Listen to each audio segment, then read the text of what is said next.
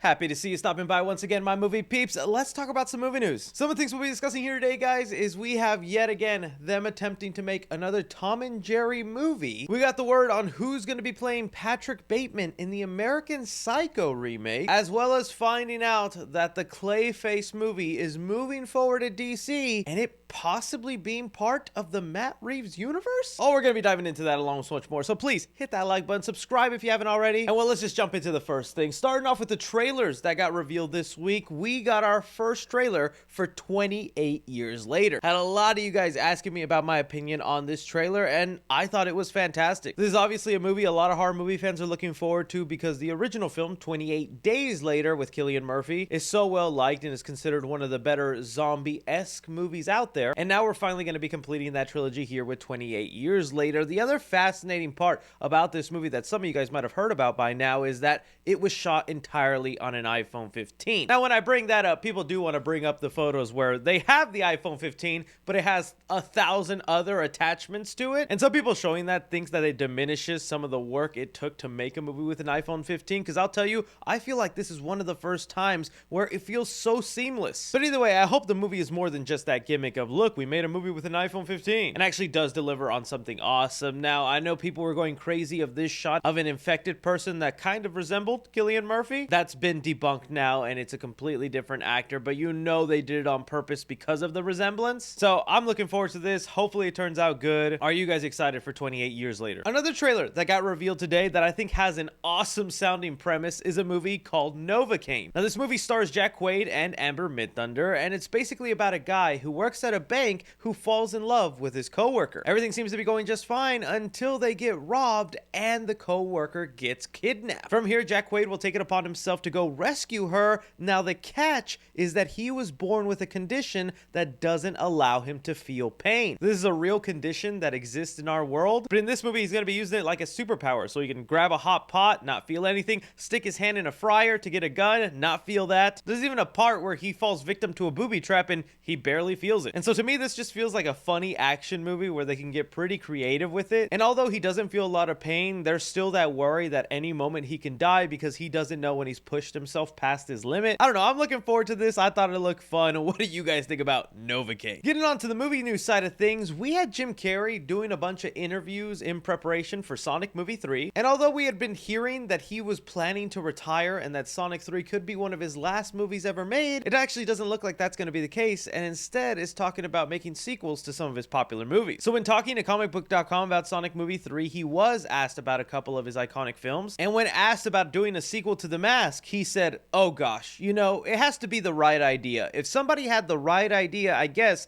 it's not really about the money. I joke about the money, but I never know. You can't be definitive about these things. I said I'd like to retire, but I think I was talking more about power wrestling, because as soon as a good idea comes your way or a group of people that you really enjoy working with and stuff, things tend to change. And that's really nice to hear, because he was pretty honest on the red carpet when people were asking him, you know, you said you'd retire, but you're here for Sonic 3, what the heck? And he was like, you know, I came back to this universe because first of all, I get to play a genius, which is a bit of a stretch.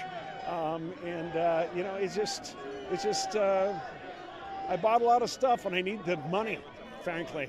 Yeah. And we love an honest response like that, but when it comes to The Mask, he's like, it's not all about the money. I would want the story to be right. So I really hope there's somebody out there in Hollywood working on a sequel to The Mask involving Jim Carrey, because that would be a dream come true. Then he goes on and gets asked about The Grinch, where he says, if we can figure out The Grinch, the thing about it is that on the day, I had to do that with a ton of makeup and I could hardly breathe. And it was an extremely excruciating process. The children were in my mind all the time. It's for the kids. It's for the kids. It's for the kids. And now with motion capture, things like that, I could be free to do some other things. Basically saying he'd be down for a sequel to How the Grinch Stole Christmas, but he does not want to wear the makeup. Instead, he would want to implement motion capture technology. And although a lot of us would hate CGI and it probably wouldn't look as great as the original movie, anything to get Jim Carrey back as the Grinch, because that is my all-time favorite Christmas movie. The man has me dying constantly with that film, and just to see him get back into those shoes, yes please. I don't care what the story is, just make it happen. The only other downside to that though is that the Dr. Seuss estate, the people who own the rights to that, have already banned any more live action adaptations ever since Cat in the Hat. They weren't ready for that masterpiece. So even if they were actually going to do it, the owners of the Dr. Seuss properties wouldn't allow it, because it's only animated projects from here on out. But you guys see, Jim Carrey isn't looking to retire, one of my favorite actors of all time. What would you like to see him come back for? Curious to hear what you guys think. And well, yesterday we got news that isn't all that shocking, but it's for sure getting tiring to hear about, is that Disney is going to be working on a live action adaptation of Tangled. It was reported here that the director of Greatest Showman, Michael Gracie, is going to be the one helming this live action remake. And look, there really was a time where I didn't care that Disney was doing these live action movies. I was like, hey, it could be fun, there could be something decent, and if not, we just stick to the original.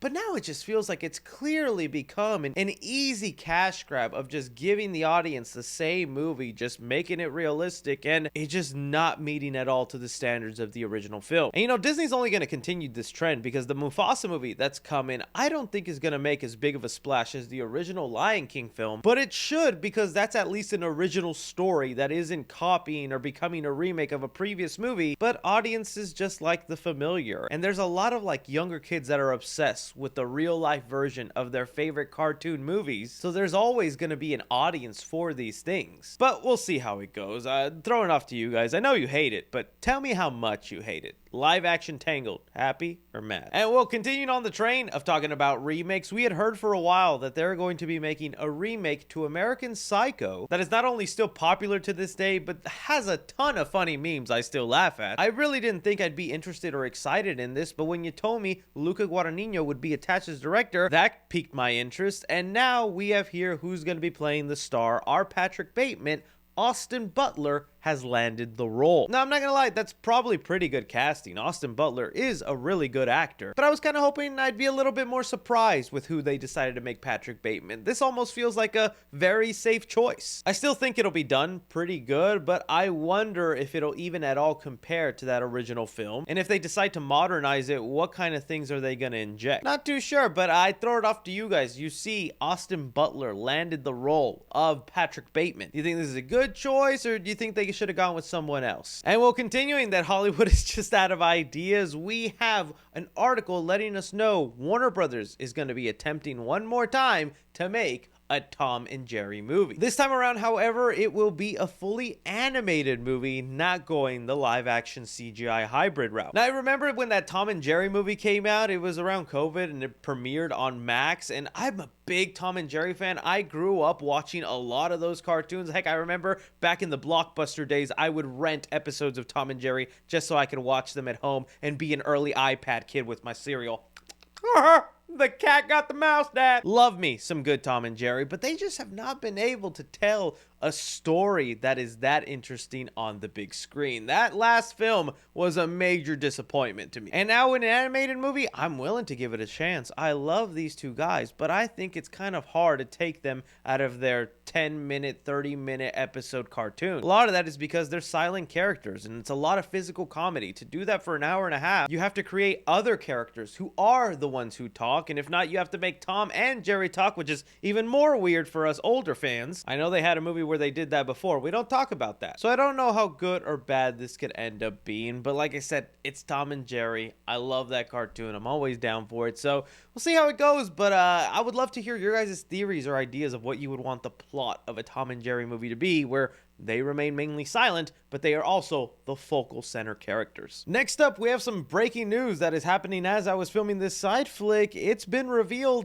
that Mckenna Grace has been added to the cast of Scream 7. Now, if you guys have been watching my updates on Scream 7, you know we heard rumors that Mckenna was possibly going to be part of the movie, and with all the other casting choices that they have revealed thus far, not that they're bad actors, but no name was really getting me to jump up and down like other names that were attached to previous Scream movies. And with someone who's just been trying to look for something to get excited about with Scream 7, I'm not gonna lie, Mckenna Grace being attached actually does make me a little excited. I still totally get the people who are upset with the controversy in Scream 7 and want to boycott the movie. Even Melissa Barrera has talked about it in interviews that if you're someone that want to boycott the film, that's up to you. But if you're someone that wants to watch it, that's also up to you. I've said it before, the only thing I'm really cheerleading with Scream 7 is Kevin Williamson, the creator of this franchise, now directing, and Neve Campbell to see what they do with their character. It's just insane how both sides of the people either mad or excited for Scream 7 have gone full Richie on us. Scream 5 becomes more and more relevant by the day with the crazy fans who love to use this as their excuse. Because nobody takes the true fans seriously. Not really. They just laugh at us. And why? Because we love something? How can fandom be toxic? It's about love. These movies are important to people. The reason Mckenna Grace excites me is because she is a talented actress, in my opinion. If the rumors are true that she's going to end up playing one of Sydney's daughter, which there are said to be two in the movie, one of them being Isabel May, I wonder if this movie is just going to try and mirror the Sam and Tara dynamic, but with completely different sisters. Because we have kind of the same setup here with Isabel May and Mckenna Grace, and this movie is still being written by the people who brought us Scream 5 and 6. I also said I think she'd be an exciting choice because I know Spyglass wants to run this franchise to the ground and give us 20 more sequels. Mckenna Grace, I think, is a promising face that could continue on this franchise. The movie is set to also start filming next month, so I'm sure we're going to get a lot more details and things being let out, which I think also just means the toxicity from both people excited and not excited for this movie is only going to get worse. But you guys see Mckenna Grace is added. Does this make you excited, or you could care less? Bringing us now to talk about the official news. We had been hearing it for the longest time, a possible solo Clayface movie based on the popular Batman villain is now officially moving forward. Variety here has it reported that DC Studios has greenlit the movie and it'll be going forward with a script written by Mike Flanagan. And that's honestly the biggest thing that gets me excited for this movie is Mike Flanagan's name attached, because so far this guy hasn't done me wrong and Clayface is built to be a horror-like character, but there is a little bit of confusion here. If we go over to Deadline's article, they added some additional details about what we can expect from this project, where it says, in March of 2023, Flanagan's take on Clayface will not feature the character as a villain, after the writer had a meeting with DC bosses James Gunn and Peter Safran, who took over at DC Studios in 2022. Although Flanagan wasn't pitching the character to be part of Matt Reeves' DC Elseworld, our sources have said that Clayface is a big addition to Reeves' The Batman 2. And that right there is kind of the confusion, because now we have official sources letting us know this movie might be connected to the Matt Reeves Batman universe. If we go way back, there have been rumors that Clayface was going to be one of the villains of the Batman Part 2, but those rumors kind of went silent. And now with this being approved, it's looking that we are getting another spin-off in the Matt Reeves universe, and it'll be a solo Clayface movie. I don't know how to feel about this, because if this Clayface actually is set in the Matt Reeves universe, then he's not going to be the shape-shifting monster that is the most popular version of this character. It's going to be the grounded serial killer with the clay mask that, I'm not gonna lie, could also probably be a great interpretation, and one set in the Matt Reeves universe, I think I would definitely still watch that, even more written by Mike Flanagan. But it's definitely such a unique choice of a villain to get a solo movie that I don't know how many general audience members would be interested in going to a Clayface film. Joker movie made $1 billion. It's a very recognizable villain. Clayface, I think that's a character only nerds really know. Also, even more interesting that this would be a movie and maybe not a show like The Penguin was. But then again, if it's not in the Matt Reeves universe, another strange choice to just, out of all the characters in the DCU, from Superman, Flash, Wonder Woman, Green Lantern, you choose Clayface as the movie to continue moving things forward. James Gunn continues to make some really strange choices, but I can't really fault them when you got talented people making these movies. So look, what I'm saying is I'm interested in this movie. I want to see what universe it's attached to. Mike Flanagan's name alone got me buying a ticket. So I guess we'll see how things go when we look at the overall big picture. But I throw it off to you guys. Clayface movie happen. Is it in the Matt Reeves universe? Will it be the shape-shifting monster or the serial killer grounded story? DCU, Batman universe, you guys let me know. But that is all the movie news we currently have going on right now. Thanks for taking time out of my day to watch me talk some movie news. Don't be forgetting to hit that like button, subscribe if you haven't already, follow me on Twitter at 3C Films or on TikTok at 3C Films. But as always, I'm Chris. Take care.